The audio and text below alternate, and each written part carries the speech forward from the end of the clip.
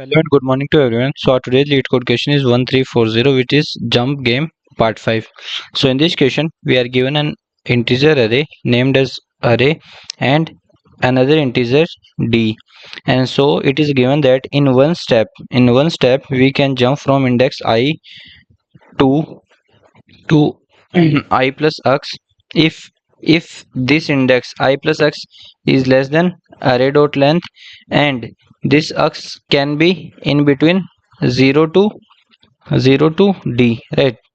So this is if we jump in the right direction. Similarly we can jump in the left direction also, that is I minus x if I minus x is greater than equal to 0, and x should be between 0 to d, where 0 is not inclusive, right? In addition, it is also given that we can jump from index I to j. We can jump from index I to j if this element, that is array of I is greater than array of j, right? Array of I is greater than array of j. Also array of I should be greater than array of k. Array of I should be greater than array of k, where k is all the indexes between the points I and j, right? So if we are jumping from I to j, then the first condition is that I should be that element at I should be greater than element at j. Also all the elements between and I and j should also be smaller than the element at I, right? These elements should also be smaller than the point from which we are jumping, right? So, and we can choose any index of the array and we can start jumping, and what we need to do is we need to find the maximum number of indexes that we can visit, right? Also it is given that we cannot jump outside the array, right? So let's see some examples to get the question more clearly. So this one is the first example in which this guy is start jumping from this point 12. So from this point, from this index, that is index number 10, let's say the wall height is 12. Wall height is 12. So from this point it can either jump to this index or it can jump to this index. But if this guy jumps to index number 9, that is this point, then it will stuck here because on the both the sides the wall are bigger, so it can't jump there. So if it jump at index number 9, then the path length is only 2, like this index and this index. But if it jump from 12 to 10, then from 10 it can again jump to 7 and 9. But if it jump to 7, then it will stuck here, like from 10 if it jump to 7, then it will stuck here because it can't go to either 9 or 10 from this point. But if from 10, if it can jump to 9, and then from 9 it can't jump to this side because the wall height is greater on this side, so it will jump to this side. So if you see which path is greater, see 1 2 3. So if it follows this path, then the number of nodes it has visited is 4. This node, this node, this node, and this node, it has visited 4 nodes. But from 12, let's say it jumps to here and then it directly jumps to here, then it has visited only 3 nodes. From 12, if it directly jumps here, then it has visited only 2 nodes. And what we want to maximize the number of nodes. We want to maximize the number of nodes. So which path we will be following? We will be following this and then this path. That is total 4 nodes we have visited, right? You may think that what if we start from 14? So from 14 our d is 2. D is 2. That means from 14 maximum we can go to up to this index in this direction, and this index up to this index in this direction, right? So if our current index, that is I, is equal to 2, so at max we can reach to 2 plus 2 any 4, and 2 minus 2 0. So we can reach in right we can reach to index 4, and in left we can reach to index 0 due to the constraint d, that is d is equal to 2, right? So from 14, what are the possible jumps we can do? If we go in right direction we can go to 8 and then 6, so total nodes are 3. or if it we go in left direction, then 0 and then 1. Here also we are getting 3, which is smaller than 4. That's why we have chosen this index as the starting point, because the maximum nodes we are visiting are 4. So let's see the next example. So in this example we are given the array 7 6 5 4 3 2 1, like 7 6 5 4 3 2 1. So if we start from this point, we can go to this point, then this point, then this point, then this point, then this point, and then the final point. So if you see, we have reached all indexes, we have reached all indexes. So our output is 7, right? So let's move to the constraint part.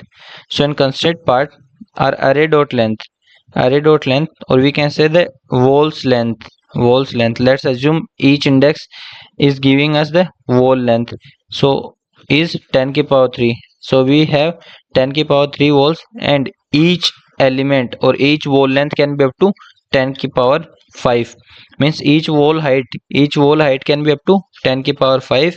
And the d means the distance up to which we can jump is also can be up to 1000, right? We can jump from index I to I plus d at max, right, in right direction, and I minus d in left direction, right? So let's move to the approach part. So basically we will be using depth first search with memoization, and that is called as DP on graph, like similar, both things are similar. So from index I, we can either jump to right direction or we can jump to left direction up to distance d. Here we can go up to I plus d, here we can go up to I minus d, if we do not have any bigger wall than our current wall, right? If we do not get a bigger wall or equal wall than our current wall, so right. But a jump from I to j, let's say these points be j, is valid if array of I is greater than array of j, like these are the condition. And also all the elements between these 2 points, that is I and j, are smaller than array of I, right? Because if in between I and j, if we get a wall which is equal to the wall present at I or greater than the wall present at I, then we can't cross that wall, and reach j. That means if we have to go from I to j, all the walls between I and j should be smaller than the wall at index I, right? So what we'll do is, so from every index, what we'll do is we'll try all possible valid jumps, and then we try to find the maximum indexes which we can reach, from that starting index, right? This is what we need to do. So if you see here, what we are trying to think is, we are trying to try to find all the possibilities. So all possibilities means it is directly pointing to recursion, and here we have basically graph. So recursion means will be using depth first search, right? Depth first search. So what we'll do is, from any index I, we scan both directions, right direction and left direction, right? And while scanning, if at any point sorry, if at any point we get an index j,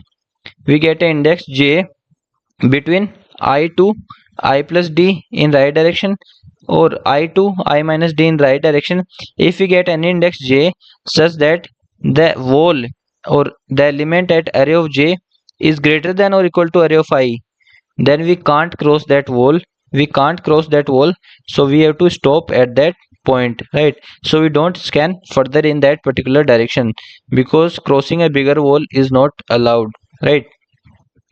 So the question is, why we can't cross that wall? Because that elements block the path, so we cannot jump beyond that index. So since we cannot cross that index j, so every time if you have to scan, let's say j plus 1, then this index will stop us scanning the further indexes also, right? So we stop there only. So we'll be using dp here, or we can say an array for memoization named as dp. So dp of I, will store the maximum indexes which we can visit if we start from I, right? So if we start from I, then how many indexes we can visit, that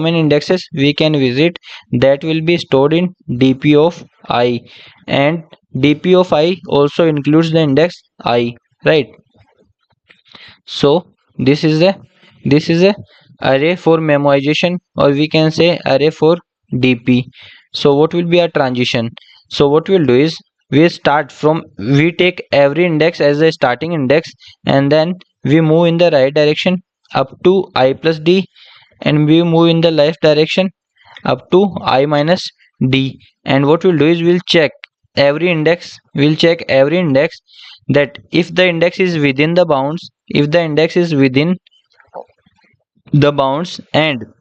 if they are smaller than array of I, that means they are valid jumps, right? Then they are valid jumps. So what we'll do is we will then take we will then update our value, that is dp of I is equal to the maximum value that we get either in the right direction, or the maximum value that we get in the left direction, right? So suppose if we are at I, and this index j gives us the maximum number of indexes that we can reach. So this value plus the current index, this will be our answer for dp of I. So dp of I will be 1 plus the maximum value of indexes that we get from this index j, which we will find using depth first search of j, right? So 1 plus dfs of j. So this is the transition. Similarly, the same transition we'll do in the left direction from I minus 1 to I minus d, and we update our answers. So let's try to understand it with the help of an example. So we have taken this example. So what we'll do is we'll start from index number 0, right? So at I is equal to 0, we have value as 6. So from 6 we can jump to 4. We cannot jump to this index, that is index number 2, because here the wall having height 14 is greater than 6. So at index 0 we can go from 0 to 1. So the maximum indexes that we can visit are 2. So dp of 0 will be 2. Then at index number 1, we cannot go to the left direction, neither we cannot go to the right direction. So we can only visit one index, that is index number 1. So dp of 1 will be 1, right? Because we cannot visit any other indexes. Then let's say this third index, that is index number 0. So from index number 2, sorry, this is index number 2. From index number 2 we can go to index number 1, or we can directly go to index number 0 in the left direction. In the right direction we can go to index number 3 and index number 4. Here our d is equal to 2. So we can go to these 4 indexes. But if you see dp of 0 is 1, but and dp of 1 is, sorry, dp of 0 is 2, and dp of 1 is 1. So from left direction we'll take dp of 0.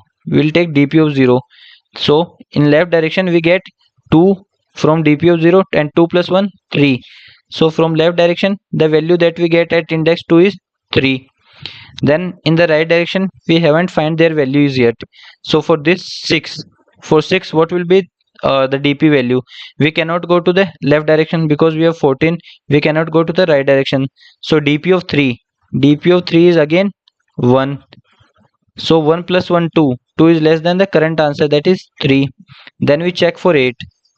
Then we check for index number 4, where we have value 8. So we cannot go to the right direction because we have 13. And in left we have 6. So from 8 we can only jump to 6.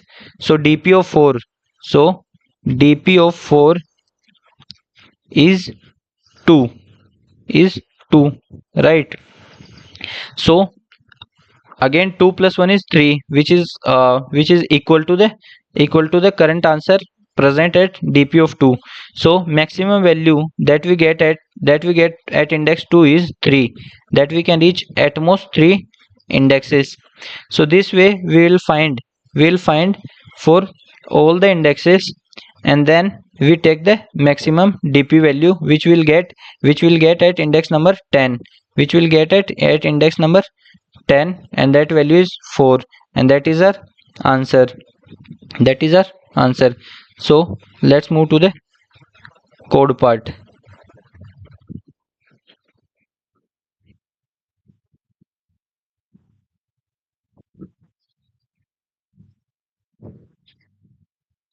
So in the code part we have taken the integer variable n, and we have then declared our dfs, depth first search function, in which we are taking the starting point I, and then the our array of heights, then the d, that is the maximum jump that we can take, and our dp array to store the calculated indexes.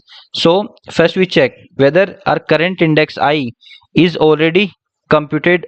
For this current index I, have we already computed the jumps? So if dp of I is not equal to -1, that means we have already computed the maximum indexes that we can reach from this index I. So instead of recomputing, we directly return the value, right? But if dp of I is equal to -1, that means we haven't computed for this index. Then what we'll do is, then we declare answer is equal to 1, and then from this index I, first we scan the right indexes, right? All the possible right indexes from I plus 1 to I plus d, if I plus d is within the bounds. So that's why here we are taking minimum of n minus 1 and I plus d. So it may be possible that I plus d may be present at outside of the array. So in that case we will be scanning up to n minus 1 only, right? So then what we'll check is, then we reach to any index and then check if the wall present at that index is, if it is greater than or equal to our current wall, then that means we cannot cross that wall. So we'll stop scanning, so we'll stop looking there, and we break our this for loop, right? Else what we'll do is, else we take the answer is, else the our answer will be maximum of current answer comma 1 plus dfs value of that index, dfs value of that index. So we'll start scanning for that index, right? That index number j. So this dfs of j will give us the maximum number of indexes, the maximum number of indexes which we can reach if we start scanning from that index number j, right? So this is if we move in the right direction. Similarly in the left direction we start scanning from I minus 1, and from I minus 1 and we go up to either I minus d if it is within the array, or we take or up to 0 if I minus d is out of the bounds. And then we check the same condition, if array of j is greater than or equal to array of I, we stop, because the current wall is greater than current wall is smaller than the wall at index number j, so we cannot cross that j, else we update the answer. And at the end our dp of I will be equal to answer, so we store that and we return that value, right? And in the main function, which is maximum jumps function, what we'll do is, we have declared a dp array, and then what we are doing is, we are using a for loop, and we are treating every index as the starting index, and then we are calling our dfs function for every index, right? And updating our answer, and at the end we return our answer. So I hope I am able to explain you the solution properly. So if you like the video, please make sure to like, share and subscribe the channel. Thank you.